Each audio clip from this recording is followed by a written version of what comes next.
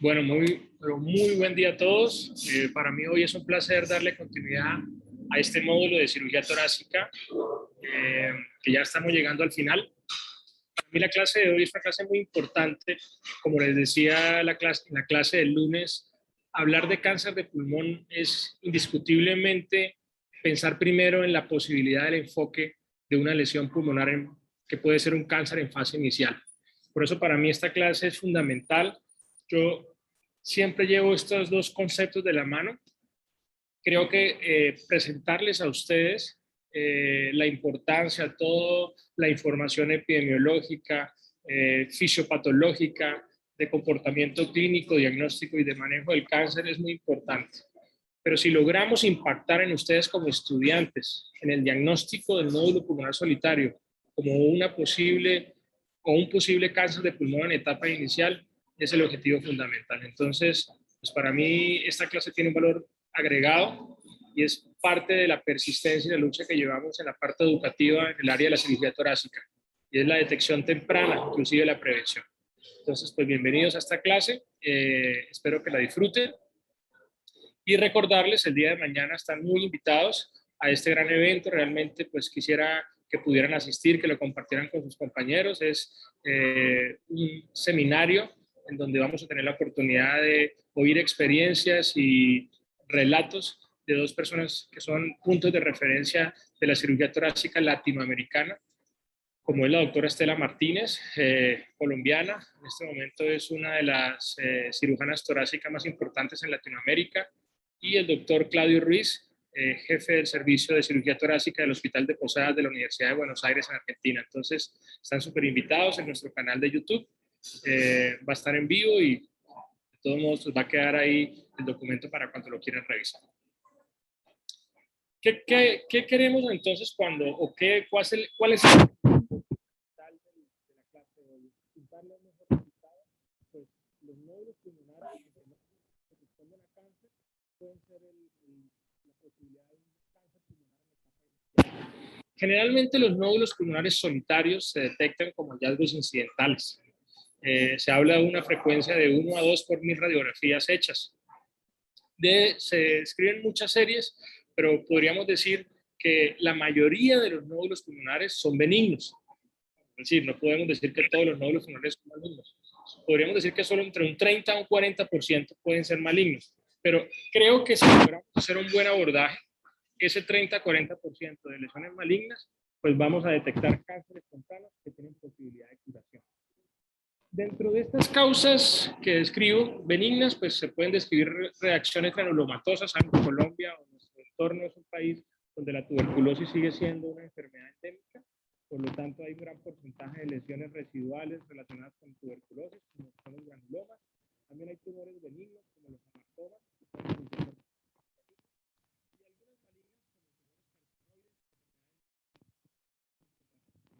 consideración. Nosotros en el Hospital Santa Clara, en el hospital base donde me formé como cirujano torácico y que sigue siendo el centro o la base de la formación en el fellow de cirugía torácica en Colombia, también nuestra estadística mostraba que alrededor del 36.7% de los nódulos que ahí se encontraron corresponden a lesiones malignas o a cánceres broncogénicos. Entonces, es muy importante este valor, o sea, entre un 30 y un 40% podríamos decir que los nódulos pulmonares solitarios pueden corresponder a cánceres de pulmón que estarían en etapa inicial y que son los que son potencialmente curables. En Estados Unidos se describen más o menos 150,000 de nuevos casos por año. Ya habíamos hablado de la importancia del cáncer de pulmón como una enfermedad muy frecuente en Colombia, sobre todo mortal. Esto pues va cambiando según las estadísticas de Ribocan, como lo vimos en la clase anterior. Históricamente, el concepto que siempre uno debe tener cuando aborda un nódulo pulmonar es si es una lesión benigna, si es una lesión maligna, o de pronto está en un intermedio dentro de esos dos escenarios, ¿cierto? Y es lo que llamamos un nódulo indeterminado. Durante muchos años este fue el concepto que manejamos. Yo creo que es muy importante tenerlo como base para contarles hoy cómo abordamos Pero si nosotros tenemos claro esa posibilidad, ¿es un nódulo benigno o es un nódulo maligno? ¿O no estamos seguros? Pues ese sería el contexto que vamos a mirar. Recuerden que un nódulo maligno principalmente nos debe hacer pensar en una enfermedad, en un carcinoma broncogénico en la etapa inicial. También podemos encontrar tumores carcinoides. Recuerden que los tumores carcinoides son tumores neuroendocrinos, que sin ser carcinomas broncogénicos pueden tener un comportamiento de malignidad si estos llegan a ser atípicos, y tienen unas consideraciones importantes en su diagnóstico y en su tratamiento, sobre todo que son lesiones que se presentan mucho en pacientes jóvenes y tienen un componente endobronquial. También podemos encontrar enfermedad metastásica solitaria. ¿De qué tumores? Seno, tumores del colon, tumores de riñón, melanomas, sarcomas y tumores de cabeza y cuello. Sabemos la importancia de un carcinoma broncogénico. En general no es un tumor si cogemos todos los momentos o todas las etapas de un buen pronóstico. Recordemos que la sobrevida, más allá de que sea un tiempo de vida de un paciente clínico, es un indicador de severidad. Cada paciente al final termina teniendo una sobrevida individual. Pero si analizamos, hablar de un 14% en todos los estadios, pues es una enfermedad muy grave, ¿no? Por eso es importante ese porcentaje del 20 al 30% que podemos detectar como nódulo pulmonar solitario, porque es lo que podríamos resecar, y esa sobrevida puede subir por encima del 80%. La literatura habla de un 60 a un 80% de sobrevida a 5 años en los pacientes que se operan en estadios iniciales, en etapa 1 o 2. Etapa 1, sobre todo, ese porcentaje que corresponderían a nódulos pulmonares solitarios, ¿no? Y ese es estadio 1A, donde básicamente estamos hablando de un tumor sin compromiso ganglionar ni enfermedad metastásica. Algunas imágenes para que tengan ustedes como parámetro. Esto es un nódulo pulmonar tuberculoso, un granuloma tuberculoso. Esto es un tuberculoma y esto es un adenocarcinoma, donde uno pues claramente ve las diferencias macroscópicas, morfológicas de la lesión. Son absolutamente diferentes. El carcinoma tiene diferentes zonas. Esto, después de fijarse, se cavita, se necrosa y es muy infiltrante alrededor del tejido adyacente. Y microscópicamente pues logramos ver efectivamente la extensión de la lesión dentro del tejido respiratorio. Igual imagenológicamente pues es muy importante siempre mirar sus características, su tamaño, su forma. Cuando hablamos de una lesión especulada es que es muy irregular, si está infiltrando o no tejidos adyacentes, si está en contacto o no con la pleura, si hace signo del bronquio, es decir, alguna imagen del bronquio que llegue a la lesión. Todo eso son características semiológicas, no solamente clínicas, sino imagenológicas que debemos valorar en un nódulo pulmonar solitario. También encontramos lesiones como estas, es un tumor carcinoide, que ya lo habíamos hablado, o una enfermedad metastásica dentro de los contextos. Por ejemplo, acá en esta tomografía vemos esa lesión nodular periférica que no corresponde a un vaso y que efectivamente corresponde a una metástasis pulmonar. Y esto, pues, creo que podríamos coger esta imagen tomográfica y compararla con la macroscopía que les mostraba. Efectivamente es un nódulo que se ve como estrellado, irregular, que es infiltrante, ¿no? Es un contorno muy irregular, articulado, que llamamos nosotros semiológicamente, y como, por ejemplo, miren en la imagen de arriba, marcado como 4, logramos ver el bronquio que entra a la lesión, ¿sí? Y en la imagen inferior, como, marcado como 3, esa lesión hace colas pleurales o extensiones a la pleura parietal, lo cual es muy indicativo de malignidad, ¿no? Nuevamente una lesión muy especulada en el lóbulo superior derecho. ¿Cómo vamos a evaluar entonces un paciente? Pues generalmente, y pues antes de entrar dentro del texto y el contexto de los que les estoy mostrando, es explicarles que muchos de estos pacientes pues, son asintomáticos respiratorios. O sea que un nódulo pulmonar, como nódulo, recuerden que el nódulo se define como una lesión menor o igual de 3 centímetros, que generalmente es intrapulmonar, no tiene compromiso de pleura visceral, y esto es lo que hace como tal la definición de un nódulo, y a su vez la diferenciación de lo que es una masa. Ya una masa hablaríamos de una lesión mayor de 3 centímetros, ¿sí? Entonces, en el contexto de una lesión pequeña, pues en principio son lesiones que no tienden a ser muy sintomáticas, y mucho de su detección son como hallazgos incidentales. Por eso es muy importante que ustedes en todos estos pacientes, y más en este momento histórico, donde las patologías respiratorias tienen gran interés y lupa en sus servicios de consulta externa y urgencias, que al momento que ustedes hagan una placa de tórax y vean una lesión sugestiva, sospechosa, que les parezca que hay un nódulo pulmonar, ese paciente debe ser remitido lo más rápido posible para una valoración especializada, ¿no? Se dice que si el paciente tiene menos de 35 años, uno podría pensar que tiene un porcentaje bajo de malignidad, hasta el 1%, mientras si el paciente es mayor de 50 años, ese porcentaje de malignidad puede subir al 50%. Si el paciente ya tiene una enfermedad de base maligna, o sea, es un paciente oncológico, cuando uno encuentra nódulos pulmonares, casi que podría pensar en un 70% que es probable que sea metastásico. Pero si no lo es, solamente un hallazgo incidental puede acercarnos a una metástasis por debajo del 3%, ¿no? Un examen físico, como ya dijimos, es muy inespecífico y cuando abordamos estos pacientes, pues, habrá pacientes que entraban porque el paciente es joven, no es fumador, es una lesión muy bien definida, es un paciente que tiene imágenes o radiografías que hacen pensar que durante 2 años no ha cambiado esta lesión, entonces eso podría uno hacerle pensar que es una lesión benigna, perfecto.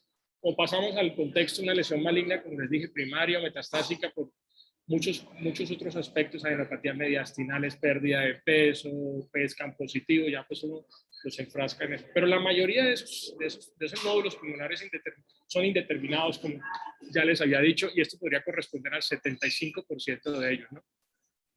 Recuerden que la importancia de esto es poder hacer la mayor aproximación diagnóstica, idealmente, o en muchos casos, pues somos nosotros como cirujanos los que hacemos esa aproximación en la resección del nódulo, y hoy en día pues contamos con muchas alternativas diagnósticas para el nódulo, ¿no? Aquí vemos una imagen donde no solamente estamos viendo un nódulo, sino estamos viendo varias lesiones. Es importante diferenciar la enfermedad pulmonar nodular múltiple del nódulo pulmonar solitario. Son dos cosas diferentes, aunque muchos de los abordajes comparten posibilidades de algoritmos. El nódulo pulmonar solitario es completamente diferente a una enfermedad pulmonar nodular múltiple. Nuevamente, nuestra lesión tumoral siempre lo abordamos o lo detectamos en una radiografía, que posteriormente le realizamos una tomografía, y esa tomografía nos va a permitir mirar las características, el tamaño, siempre el TAC en tórax, y eso es algo que ustedes deben tener. Un TAC de tórax debe hacerse siempre contrastado. Solo hay unas indicaciones muy puntuales de cuándo no lo hacemos contrastado: cuando hay alguna alergia al medio de contraste, cuando hay una lesión a nivel o una enfermedad renal de base, o el paciente está en un politraumatismo donde el estado de shock puede hacer que haya un daño relacionado con el medio de contraste. Después de esto, todas las tomografías para abordar específicamente un nódulo pulmonar debe ser contrastada para mirar las características del nódulo y ver cómo cambia su captación del medio de contraste. Esa captación también es muy importante. Recuerden que las lesiones pulmonares se miden, o su densidad se mide basadas en unas unidades Hounsfield, y medirlo sin y con contraste nos va a permitir saber si hay una diferencia de 15 a 20 unidades, está indicando una alta probabilidad de que el nódulo sea maligno, ¿no?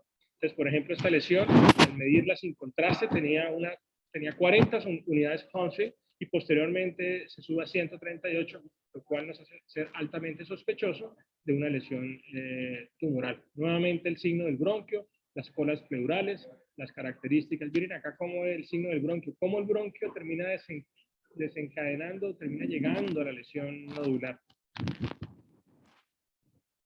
Ahora, uno de los abordajes que podríamos tener con respecto a los nódulos es la fibrobroncoscopia. Entonces, algunos de estos nódulos que puedan ser centrales o que puedan tener relación con los bronquios del sistema bronquial mayor, podríamos abordarlos a través de una broncoscopia para el diagnóstico. Entonces, si hacemos una placa de tórax y si hacemos una tomografía, ya estamos llenándonos de elementos. Recuerden que clínicamente el paciente, por ser una lesión pequeña, va a tener una historia muy inespecífica y un examen físico inespecífico. La radiografía nos detecta la lesión. Hacemos una tomografía donde, como ya les dije, probablemente miramos la lesión, sus características, su tamaño, su densidad, su cambio con el medio de contraste, si tiene signo de bronquio, si tiene cola pleural, si está relacionada con la vía aérea. Y posteriormente, pues la idea es hacer un PET-CT, que es una tomografía por emisión de positrones, donde el objetivo fundamental es mezclar la tecnología del TAC con la gammagrafía, basada en la captación de un marcador, de un radiomarcador, como es el DOX fluoro 18 fluoruro 2 desoxiglucosa, que es ávido a la célula tumoral, con una sensibilidad del 95% y especificidad del 85%, que hace que esas células malignas que metabolizan glucosa sean marcadores ávidos y que permiten detectar o confirmar si esas lesiones pueden corresponder o no a lesiones tumorales. En este momento, pues es una tecnología que ya está en Colombia hace muchos años, en nuestra ciudad pronto va a llegar, pero la tenemos disponible y cuando lo necesitamos la usamos, ¿no? Ese PET también no solamente nos permite detectar en el diagnóstico, sino también ver cómo el paciente, después de un tratamiento, sobre todo oncológico, miramos la evolución del paciente o la progresión de la lesión en un momento determinado. También nos ayuda para la estadificación. Pero el PET puede tener falsos negativos, claro, cuando las lesiones sean pequeñas, cuando hay tumores de celularidad, de metabolismo bajo, carcinomas bronquialveolares o neoplasias de bajo grado o tumores carcinoides, el PET tiene una muy pobre utilidad.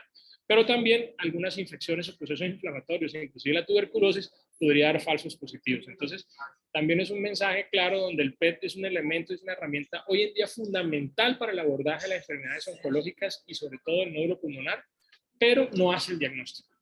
Un PET positivo siempre será indicativo de tomar una biopsia, cualquier sea el camino, ya que con la biopsia sí sabemos a qué nos estamos enfrentando, a la clasificación patológica, inmunohistoquímica que se le debe hacer, e inclusive hoy en día, desde el principio, tratar de hacer los biomarcadores, como ya les había contado en la clase anterior, que es muy importante para las terapias complementarias. Es más o menos pues, el abordaje que creemos que es importante. Hoy en día creemos que el PET es indiscutible una de nuestras lesiones. Y aquí tenemos la correlación de una tomografía con esos hallazgos a nivel del tórax, nódulos pulmonares que empiezan a captar a través de esta tecnología de PET-scan, donde es corporal, donde podemos hacer cortes axiales, coronales, sagitales y nos permiten hacer el diagnóstico adecuado. Entonces, tenemos un cuadro clínico inespecífico, un examen físico inespecífico, imágenes que nos orientan, como es una placa y una tomografía, y una tecnología complementaria como es el PET. Entonces, mire todo lo que se ha llevado a todo lo que hemos avanzado en el abordaje del nódulo pulmonar. Entonces, nuevamente les ratifico, el nódulo pulmonar es importante entenderlo, detectarlo y estudiarlo. Se tiene cómo estudiar.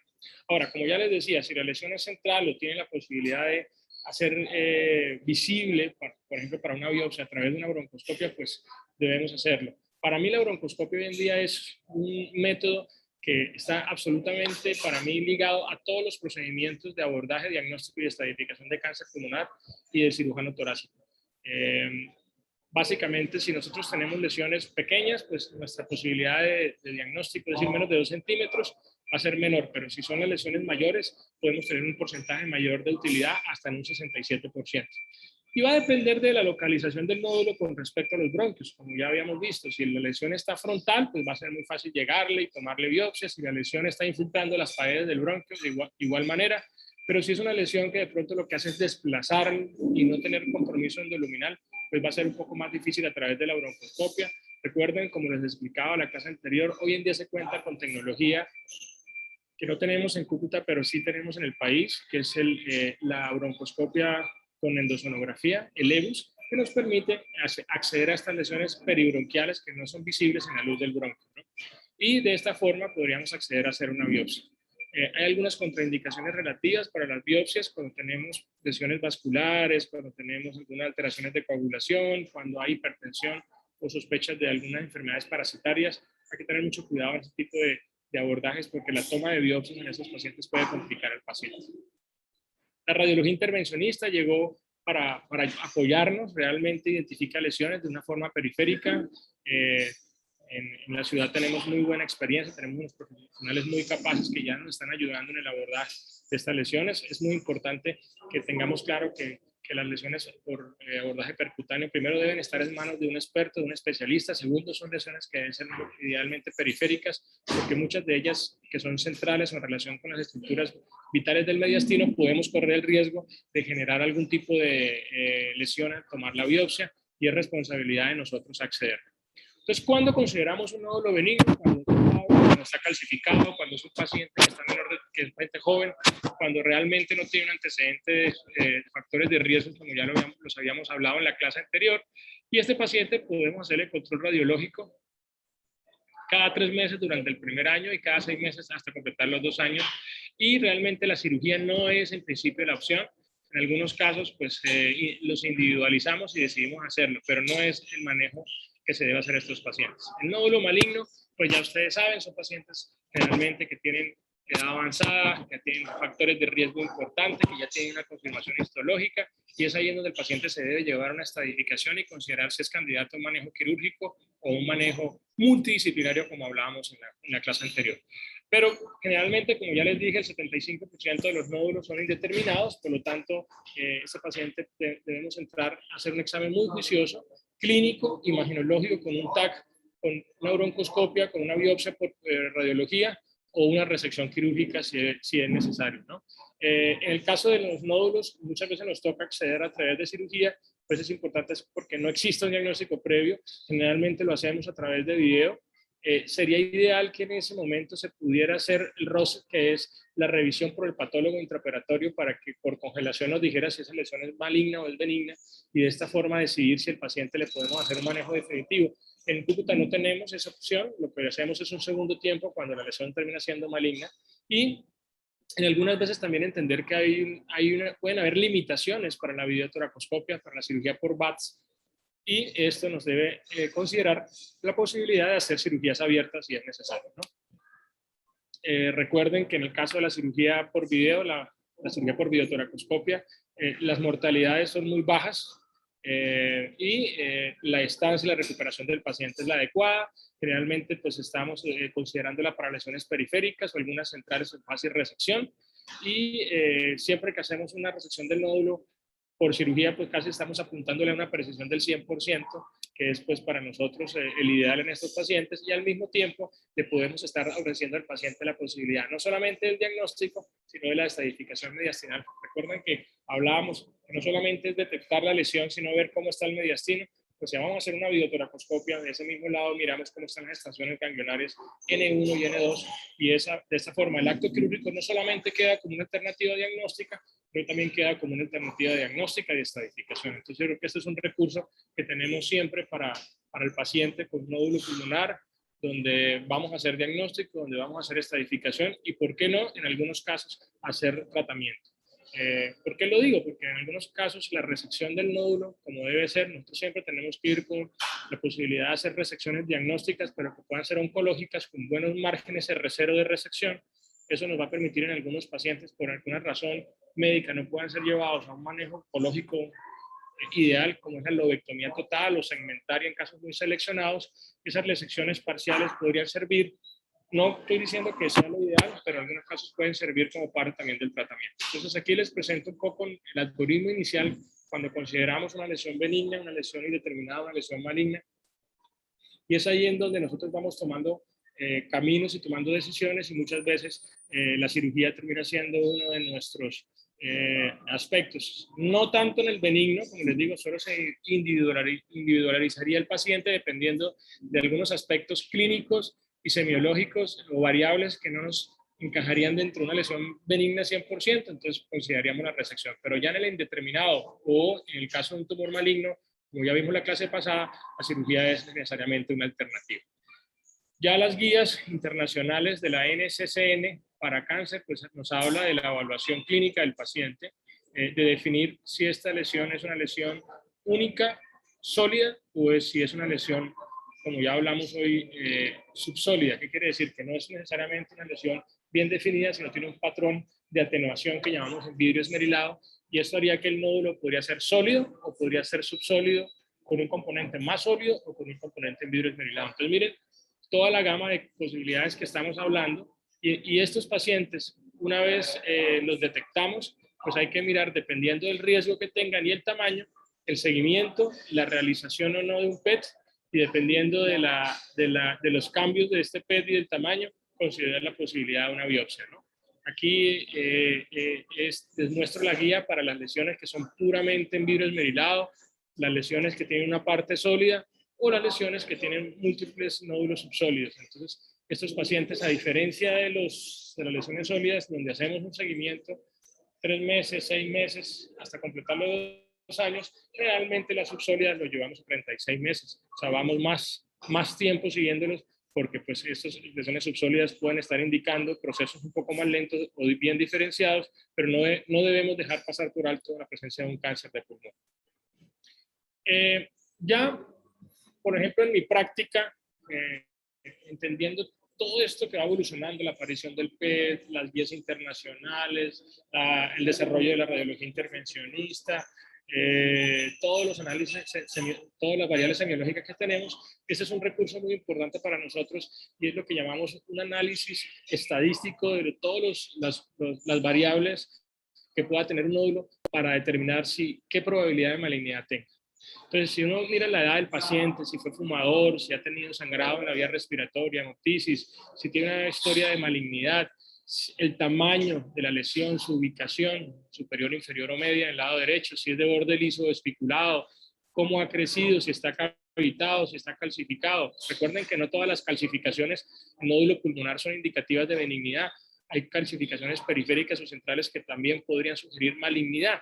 Y la realización o no del PET con la variación con el medio de contraste, como les decía en el TAC, nos permite tener estas tablas que están disponibles en internet. Pueden buscarla como probabilidad de malignidad del nódulo solitario, análisis bayesiano. Bayes, recuerden que es un estadista que nos permitió hacer análisis con la campana de Gauss en enfermedades y entender por qué se toman conductas o patrones o decisiones médicas basados en el comportamiento epidemiológico. Pues Bayes también nos permitió hacer este análisis con estas variables y de esta forma podemos llenar cada una de ellas y calcular la probabilidad de malignidad del nódulo en el caso del paciente. Nosotros entonces lo que hacemos siempre es hacer un muy buen examen físico, mirar si el paciente qué historia tiene con respecto a la estabilización sobre el tiempo, miramos si el componente sólido o es subsólido y miramos el tamaño, ¿sí? Y una vez tenemos esta posibilidad, dependiendo del tamaño, si es un tamaño mayor de 8 milímetros, la guía de la NCCN habla mayor de 6, nosotros en nuestra ciudad, como ya les voy a contar, por características los consideramos mayor de 10, son lesiones que deben ser llevadas idealmente y dependiendo de eso la posibilidad de una biopsia, tanto percutánea versus quirúrgica, para el diagnóstico lo más temprano posible de nódulo pulmonar. Aquí tenemos las recomendaciones, cómo seguir el nódulo pulmonar respecto al tiempo, basado en su tamaño y basado en su componente. Entonces esto hace que básicamente las lesiones pues, se deban seguir en el tiempo mínimo 2 años cuando es sólido y mínimo 36 meses cuando es subsólido, ¿no? Este es un caso muy interesante porque, si no recuerdo, es una lesión de tejidos blandos que está en relación con la pared torácica, pero en el estudio imaginológico era una lesión que estaba intrapulmonar, que era pediculada, entonces el pulmón al expandirla abrazaba y se veía como una parenquimatosa y eso nos llevó pues a hacer un abordaje en ese momento por video y lo que vimos, por eso quiero compartirles, es que no era una lesión pulmonar dentro de los diagnósticos diferenciales. Aquí tenemos una lesión en pulmonar, miren la característica macroscópica, espiculada, estrellada, que generalmente se logra ver en esta lesión. Y aquí tenemos hallazgos que pueden coexistir, como es, vamos a ver el nódulo, pero como hacemos la toracoscopia, encontramos consolidaciones, encontramos implantes pleurales, encontramos compromiso del mediastino, pues todo eso también nos está dando información de la estadificación del paciente. Hacemos nuestras resecciones. Aquí voy a mostrarles básicamente lo que estamos haciendo. Es la resección de un nódulo por técnica mínima invasiva. La estamos haciendo por técnica por videotoracoscopia. Las siglas internacionales de VATS, V-A-T-S, que básicamente pues es casi más del 90% de los procedimientos que estamos haciendo en cirugía torácica y en nuestra región y en nuestro hospital, para que ustedes pues tengan claridad que eso ya es una realidad. Segundo, estamos utilizando tecnología de punta, tenemos cámaras 4K, tenemos tecnologías 3D,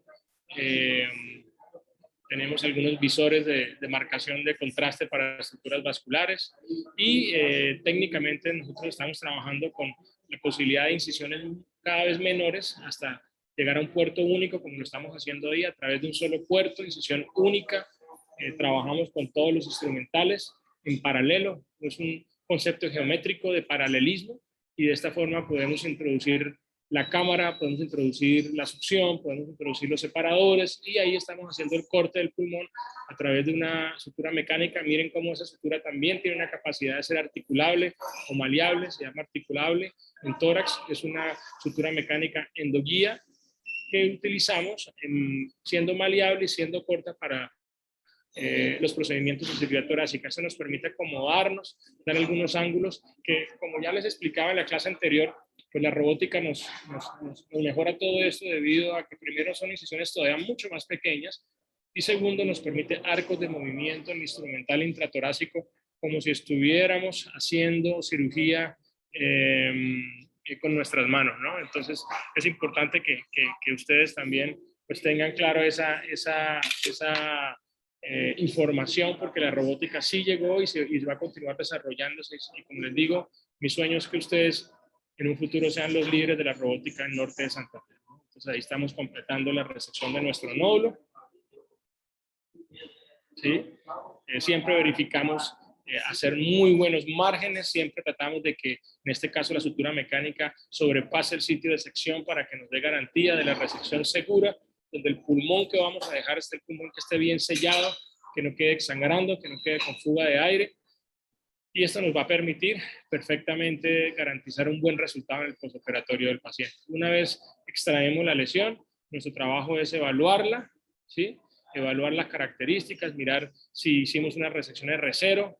Siempre, así sea diagnóstica, nosotros debemos estar seguros de que estamos haciendo resecciones que en un momento determinado puedan servir como resecciones oncológicas, ¿no? Entonces hay muchas, miren, aquí continuamos durante el procedimiento para que ustedes vean toda la maniobrabilidad y todo el desarrollo técnico de lo que se hace en cirugía torácica hoy día en nuestro país, en el mundo y en nuestra región.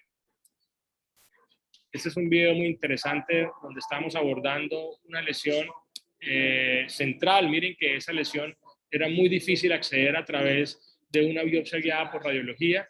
Entonces encontramos esa lesión que la medimos, su densidad era densidad sospechosa de cáncer y cuando entramos pues básicamente nos encontramos a un nódulo iliar que empezamos a abrir nuestro ilio en toda la zona intercesural donde están los grandes vasos con un alto riesgo de que esa lesión, pues al tratar de resecarla como la mostramos anteriormente con sutura, pues nos quedaríamos sin el ilio pulmonar.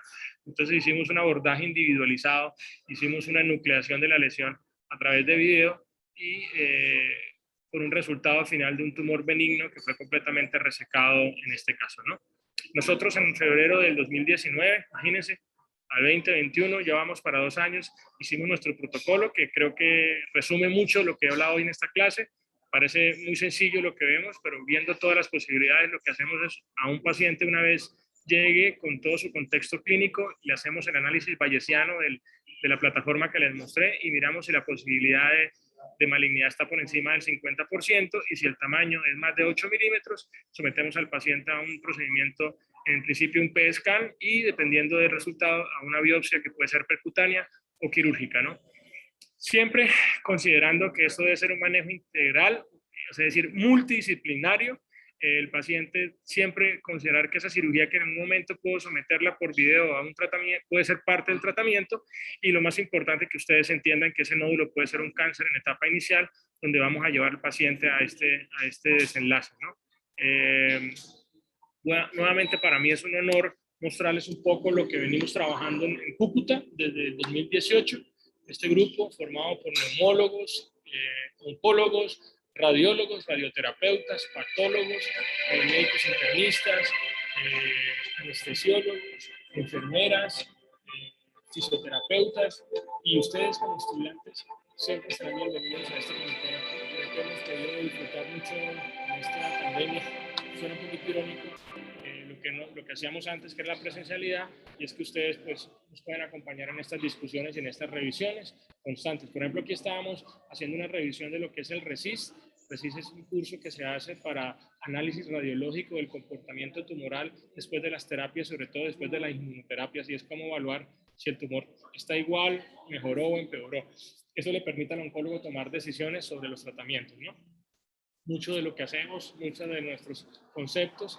Y bueno, aquí compartirles con ustedes cuando fuimos a llevar nuestra experiencia, nuestro trabajo. Este fue nuestros resultados de cáncer de pulmón, que ya se los había mostrado en la clase anterior, pero nunca me cansaré de contarles, sobre todo porque estos pacientes que presentamos eran pacientes que en algún momento presentaron como estadios iniciales, es decir, como nódulos pulmonares solitarios. Nosotros trabajamos con puerto único, 2 puertos, hacemos nuestras resecciones, siempre broncoscopio inicial, luego trabajo en equipo, siempre entramos el doctor Vera y yo como grupos, y encontrando pues que nuestros pacientes son pacientes generalmente mayores, fumadores, con síntomas inespecíficos, principalmente con lesiones de los lóbulos superiores, con predominio de adenocarcinoma y generalmente localmente avanzado, pero de los estadios iniciales logramos una sobrevida a 1 año de más del 55% en su promedio, ¿no?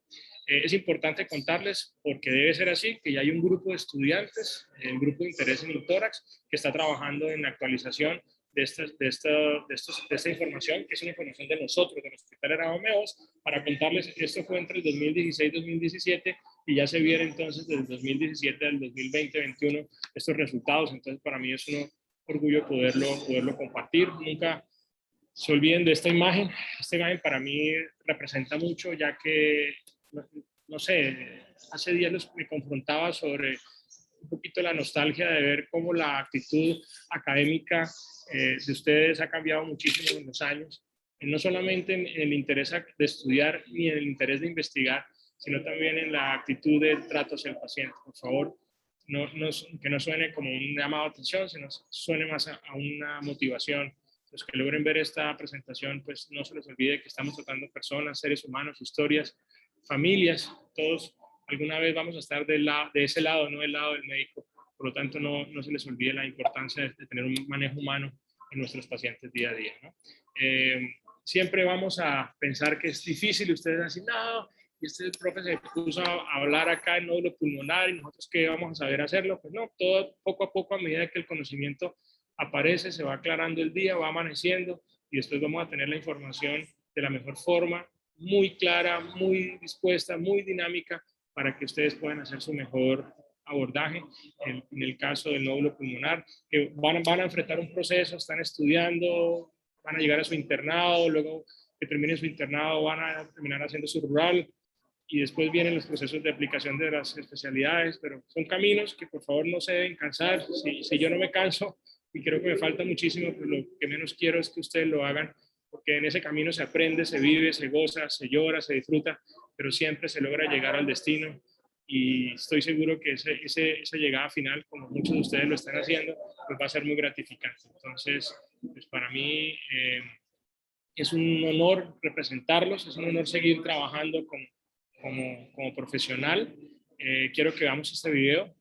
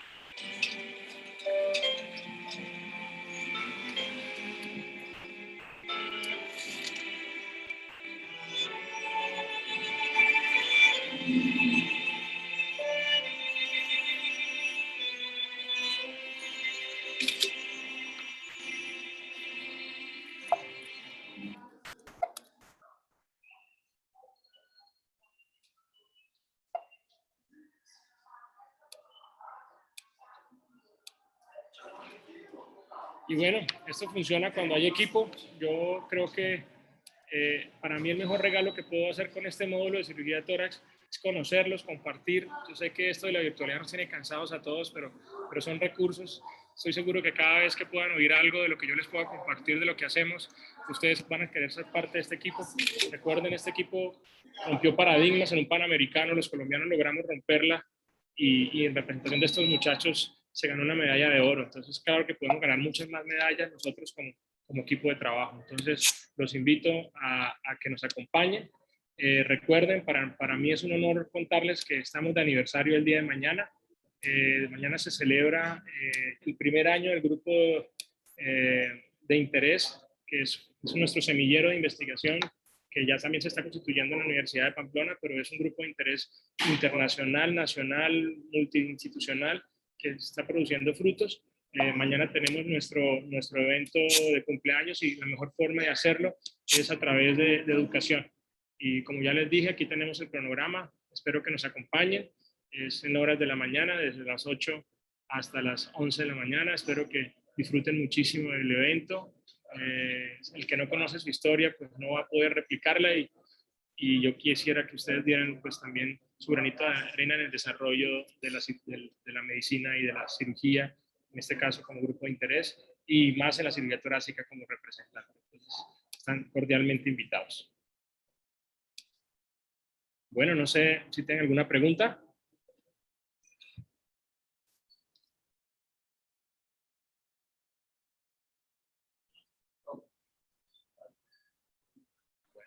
Doctor, creo que no. Bueno, no, muy bien. Espero que les haya gustado la clase. Cuando ya esté disponible en el canal se las comparto para los compañeros o alguno de ustedes que quiera repasar algunos conceptos. Muchas gracias por su atención, su disposición.